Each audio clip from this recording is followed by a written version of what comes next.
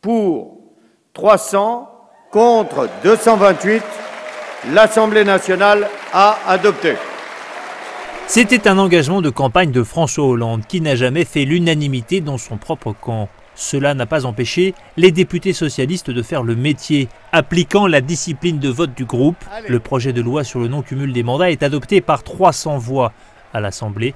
La majorité absolue, fixée à 289 sièges, est dépassée, ce qui n'était pas écrit. L'opposition continue à dénoncer un texte qui, selon elle, coupe les élus du terrain.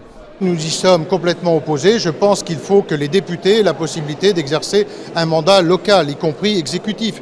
Imaginez qu'un député pourrait être conseiller régional et président de la commission des transports à la région Île-de-France ou Rhône-Alpes, mais ne pourrait plus être député et maire d'une commune de 500 habitants. Enfin, tout ça est ridicule.